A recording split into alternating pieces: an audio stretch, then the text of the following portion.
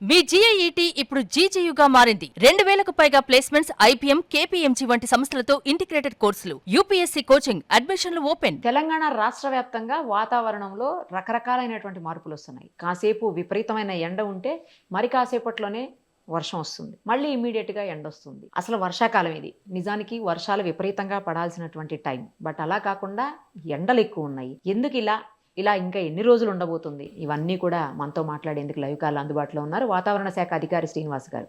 ఒక్కసారి ఆయనతో మాట్లాడదాం. నమస్తే అండి. నమస్తే మేడం. ఏంటి సార్ పరిస్థితి? ఎందుకంటే 2-3 రోజులుగా విపరీతమైన ఎండలు ఉన్నాయి. మళ్ళీ ఈ రోజు ఏదో కొంచెం చల్లబడినట్టు అనిపిస్తుంది, కానీ వర్షం వస్తుందో లేదో తెలియదు. మళ్ళీ 2-3 రోజులు ఎండలే ఉన్నాయా, వర్షాలు ఉన్నాయా, లేకపోతే ఏంటి అసలు ఈ టైంకి? నిజానికి వర్షాలు పడాల్సినటువంటి సమయము, ఎందుకంటే ఋతుపవనాలు వచ్చేస్తాయి.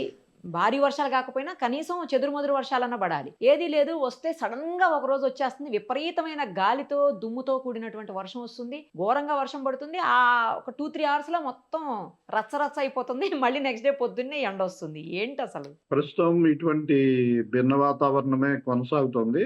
మనకి మాన్సూన్స్ ఈ ఋతుపవన గాలులు మనకి తెలంగాణలోకి 8వ తారీఖున దక్షిణ తెలంగాణలోని జోగులాంబ గద్వాలలోకి ప్రవేశించిన తర్వాత చాలా మందకొడిగా ఉన్నాయి. ఒక 4 రోజులు అక్కడే ఉన్న తర్వాత అరౌండ్ 12th 13th నాటికి మనకి హైదరాబాద్ మీదుగా హైదరాబాద్ కొంచెం ఎగువగా వెళ్ళి మనకి నల్గొండ, సూర్యాపేట, ఖమ్మం, భద్రాద్రి కొత్తగూడెం అక్కడ వరకే మనకి ఈ మాన్సూన్ వ్యాపించడం జరిగింది. గత 4 రోజులు బట్టి అంతకు మించి మళ్ళీ ఈ మాన్సూన్ గాలుల్లో పురోగతి లేదు. అంటే తెలంగాణలోని నియర్లీ సగభాగం మాత్రమే ఇప్పటికీ కవర్ అయింది.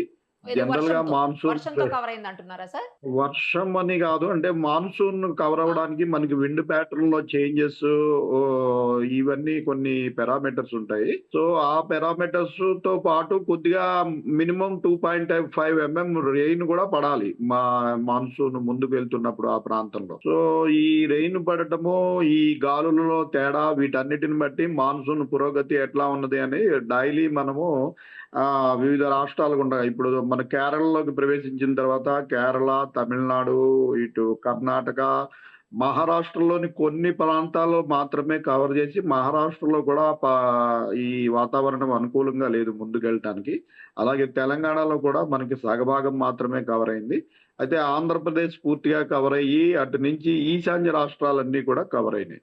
మామూలుగా ఈ సమయానికి తెలంగాణ దాటి ఇంచుమించు మధ్యప్రదేశ్ లోని సగభాగం వరకు కూడా మన ఈ మాన్సూన్ గాలులు వ్యాపించవలసి ఉంది. అయితే ప్రస్తుతం మనకి ఓన్లీ తెలంగాణలోని సగభాగం వరకే ఇవి రావడం వల్ల మనము ఈ రాష్ట్రంలో భిన్న వాతావరణం చూస్తున్నాము. ఉత్తర తెలంగాణ ప్రాంతంలో గత 3 రోజుల నుంచి మనకి హీట్ వేవ్ పరిస్థితులు ఉన్నాయి. హీట్ వేవ్ అంటే మేలో అంత తీవ్రత కాకపోయినా 45 డిగ్రీల టెంపరేచర్ లేనప్పటికీ 40 డిగ్రీలు దాటి ఒక ప్రాంతపు నార్మల్ టెంపరేచర్ ఈ సమయంలో ఉండాల్సిన టెంపరేచర్ కంటే 4.5 డిగ్రీలు ఉంటే దాన్ని హీట్ వేవ్ అంటాం. ప్రస్తుతం మనకి జూన్ నెల 2వ వారం దాటిపోయింది కాబట్టి మనకి ఇప్పుడు నార్మల్ టెంపరేచర్స్ ప్రతి చోట కూడా 33 నుంచి 36, 37 డిగ్రీలే నార్మల్ టెంపరేచర్. అయితే 41.5, 42 డిగ్రీలు కూడా మనకి ఉత్తర తెలంగాణలో వస్తున్నాయి. నార్మల్ స్థాయిని మించి 4.5 డిగ్రీస్ ఉండటం వల్ల ఉత్తర తెలంగాణలోని 7-8 జిల్లాల్లో మనకి హీట్ వేవ్ పరిస్థితులు ఉన్నాయి. దక్షిణ తెలంగాణలో కూడా మనకి ఎండ కాస్తూనే ఉంది, కానీ ఈ మాన్సూన్ కొంతవరకు వ్యాపించి కొంత అవైలబుల్ తేమ ఉండటం వల్ల అక్కడక్కడ క్యూములోనింబస్ మేఘాల తాకిడి వల్ల ముఖ్యంగా మనకి వేసవకాలంలో పడే వర్షాలలాగా ఉరుములు, మెరుపులు, ఈదురుగాలులతోటి అక్కడక్కడ వర్షాలు పడుతున్నాయి. ఇది అండి ప్రస్తుతం పరిస్థితి. ఇప్పుడు రాబోయే కనీసం ఒక 1 వీక్ 10 days లోనన్నా పూర్తి స్థాయిలో వర్షాలు పడే అవకాశం ఉందా సార్? లేకపోతే ఇలాగే ఎండలు కొనసాగుతాయా? ఏంటి హైదరాబాద్ లో ఎస్పెషల్లీ తెలంగాణ మొత్తం చూసుకుంటే? మనకి ఒక 4-5 రోజుల క్రితం మనం ఇచ్చిన ఫోర్కాస్ట్ లో కూడా ఇంచుమించు 19వ తారీఖు నుంచి 23వ తారీఖు వరకు విస్తృతంగా వానలు పడే అవకాశం ఉందని ఇవ్వడం జరిగింది. అయితే ఆ పరిస్థితి ప్రస్తుతం మారిపోయింది. ప్రస్తుతం మనకి ఈ మాన్సూన్ గాలుల్లో వేగం తగ్గిపోయి ప్రస్తుతం అయితే మనకి పెద్దగా రాగల 5-6 రోజుల వరకు భారీ వర్షాలు ఏమీ కనపడటం లేదు. 4-5 రోజులలో బహుశా తెలంగాణలోని అన్ని భాగాలు కవర్ అయ్యే అవకాశం కనిపిస్తుంది.